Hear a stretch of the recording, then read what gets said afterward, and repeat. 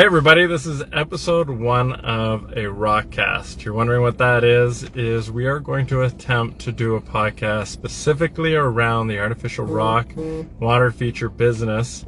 So this is the very first episode. I wanted to introduce my older brother, Sean.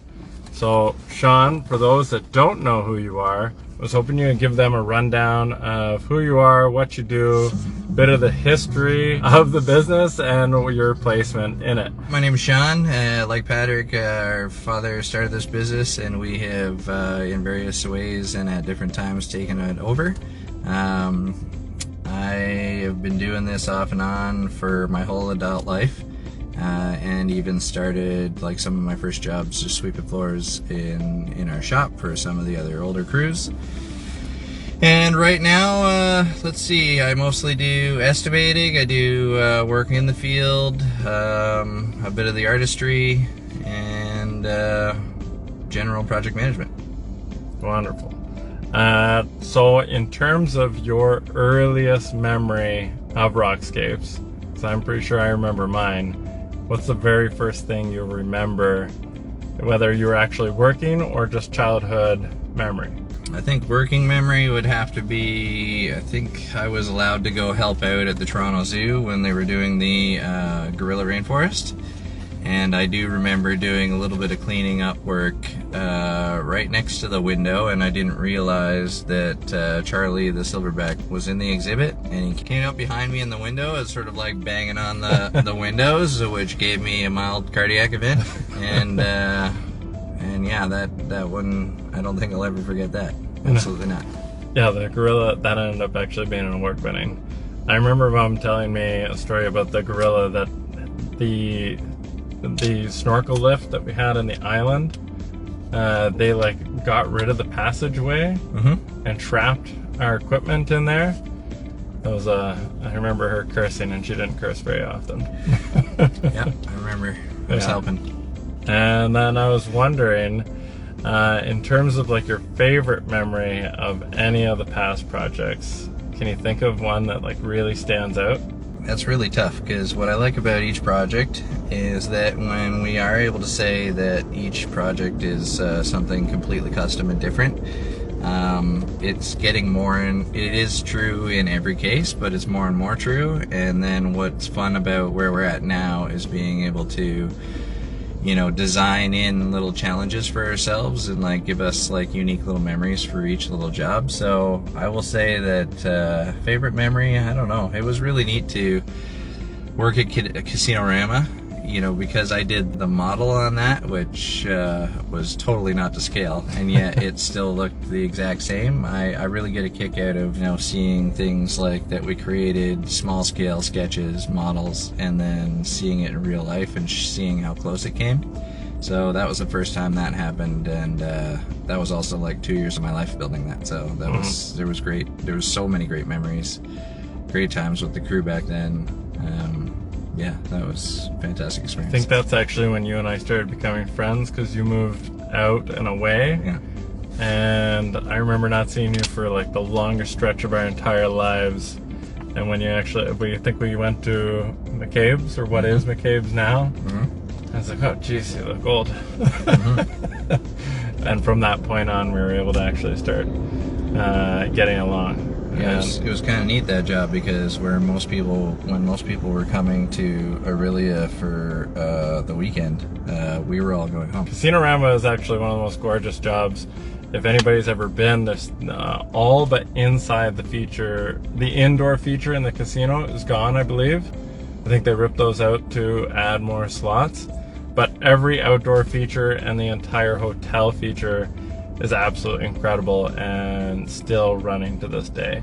I know our artist Ethan went, and because his parents live, or they have a cottage close to that, and he went for the first time. It was blown away.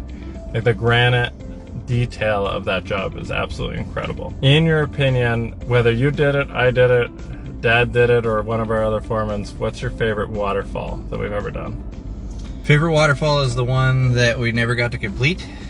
And that was Grant Forest Products head office up in New Liskeard, well, Haileybury actually, just outside of New Liskeard. And what was so awesome about that, well, we did several things. First of all, he, on his own property, uncovered all this granite rock, and then we were helping him, he was creating a 5-star golf course on there, and it was like 100 feet of rock down a major slope, and we went in and we matched the granite rock and then created water channels so that he could make like this massive water feature. So I've never made a longer, bigger water feature.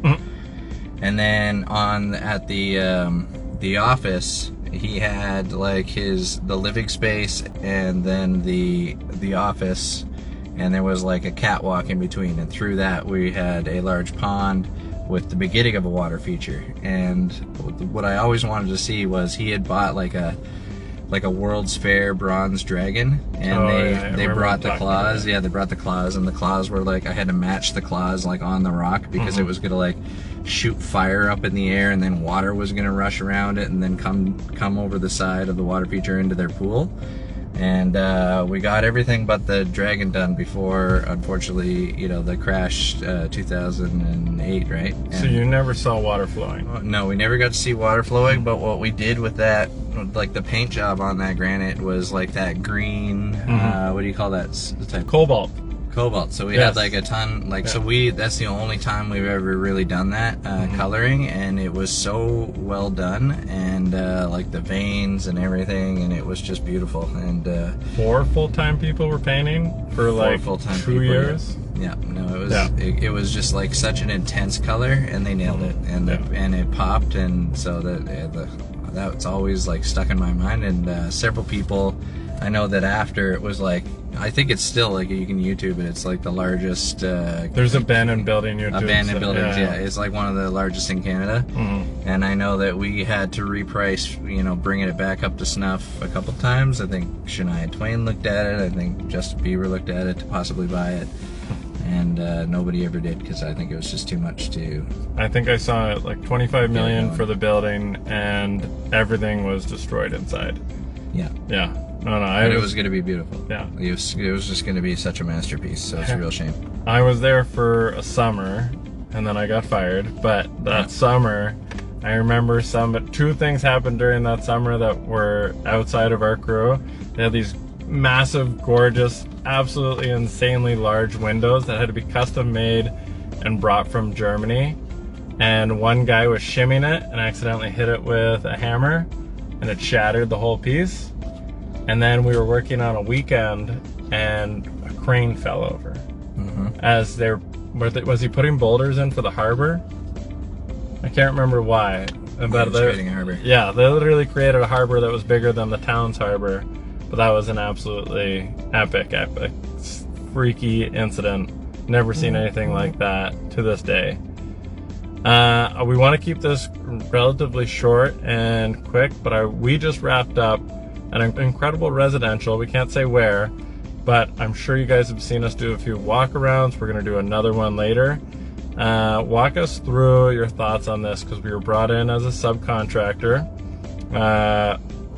Every finish around is absolutely gorgeous, but they had us do a few things, so I want you to give like a little verbal tour of what we've done. So this thing was designed as a real rock feature at first, until I guess somebody had pointed out that the weight of the real rock grotto would probably cave in the size of side of their master pool. But I love everything about this feature. Like the fact that we got to work with so many elite trades. You know, we have these master pool builders, this massive pool. I think this is the biggest pool we've ever done something. It's bigger than my whole property. It's so big. I love the swib up grotto. It's featuring a bench seat in there, so you can literally go in there, plays music, has lights, you can go in, hold meetings underneath this water feature while the water's running over. Whereas most grottos, like, people get, you know, have enough for 1 or 2 people that can go in under there and just enjoy it, but this one you can spend time in there. Hugh Hefner style grottos, so that's what makes that one unique. And then the whole feature itself, because it's a transition to go up to a top pavilion and up to their massive water slide, 2-story water slide. But you're going up the stairs that we made, and then the feature starts at the back. Like there's like this back wall, and then that's where the water starts bubbling. So we created these stepping stones, like I call them the mushroom caps, I guess, but there's stepping stones where it's all underlit, and you're going to see the water rushing through and underneath, and then down over top of the grotto. And then it continues on to go up another set of stairs up to the pavilion. But to the left of that, you're going to see our big slide cave. And so the coolest thing is that as you are exiting the slide, as you're coming down the slide, you go through this cave, and we've done some like really cool lighting in there, and just as you're shooting on by. But we've had to say a couple times we don't recommend that anybody jumps off of that thing, but we also recognize that we would if it was us, and that other people will. So it's a 10-foot deep pool. Yeah, I remember you telling pool. me about that that cave, and you're like, hey, it's going to be a 12-foot tall cave, and I was like, we don't want to do that. But it absolutely killed it and looks fantastic. I know I said that was the last question, but I actually want to ask you what your dream project is. Like, what's the golden goose final feather in the cap where you're like, I've always wanted to do this, I don't know why I haven't gotten to do this? If there's an evil villain out there, or a billionaire that wants to do like something Batman Batcave, like pick me. I would like to. If you're an evil villain that has a mountain lair that needs like, you know, a giant door to open up as you drive towards it, hidden from the government, I ask no questions. I just want to do something like Dr. Evil style. That would be pretty sick. Yeah, not too shabby. Well, first Roc-cast in the books. We're going to try and do these more often, try and highlight both our crew, the people that are in it, some of the projects that we're on, some of the people that we've gotten to work with, whether they're pool companies, landscapers, exhibit companies, museums, zoos, everything. We're going to try and actually put this all together so that people can have a unique view, because this is such a rare industry, and we realized one of our core efforts that we need to do is not just bring this to light to everybody, but then educate people on the need for artificial rock, on where real rock and artificial artistry can come into play together. And we just want to have fun doing it, and we want more people to understand what we're doing, why we're doing it. Actually, one of the questions was, what did you used to tell people that mom and dad would do? Because for me as a kid, I had no clue whatsoever. It depends on how long the conversation you want to be, because sometimes I would just say specialized construction. Most of the times if I know, but if I tried to like explain it to people would be like landscaping, and I'd be like, well, actually it's more like exhibit. You know what? It's landscaping. Yeah, we do some landscaping. Yeah. But most of the time it's like we're doing rock features, artificial rock features, habitats, ponds, you know, things like that, where I've sort of streamlined it a little bit.